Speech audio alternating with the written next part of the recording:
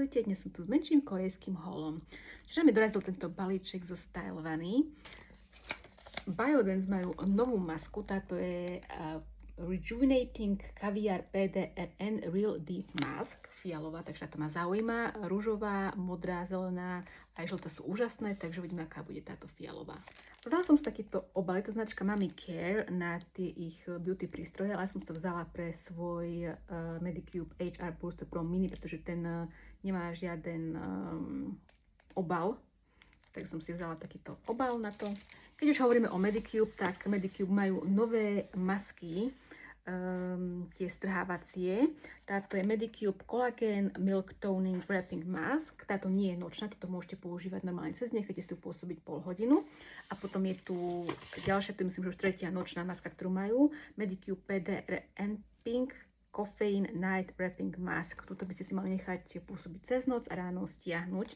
Ešte som ich neskúšala, takže budem robiť recenzie potom na obe. I Do Care Tap Secret Black Noir Mattifying Dry Shampoo. To som už ukazovala raz, mám hnedý, ten som kupovala na YesStyle, ale tam nemali čiernu farbu, tak som si do Style Vanny vzala aj čiernu farbu, je to úžasné. Ďalší vlasový produkt je značka CP1 Bright Complex Heat Protection Serum. Už nemám žiaden sprej na heat protection na vlasy, takže som si povedala, že vyskúšam niečo korejské. Značka Cosnory Easy Eyelash Lift Kit.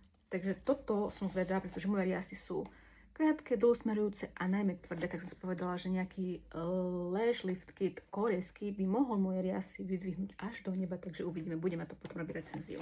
A posledný produkt je obrovský, je to litrové balenie Pretty Skin Rise Glow Body Wash, čiže klasický sprcháč, ale povedala som si, že prečo nie, Pretty Skin je veľmi lacná značka, takže som si povedala, že vyskúšam. Mali ich tam viacero verzií, mali aj telové mlieka, takže môžete sa mu pozrite. Takže takto, toto síce nie je spolupráca, ale aj na tento nákup som použila svoj zľavový kód, takže pokiaľ vás niečo zaujalo a chcete trošku ušetriť, tak môžete, je to affiliate kód, takže keď nechcete, tak nemusíte, ale môžete. A ja potom urobím na všetky produkty recenziu, keď ich vyskúšam.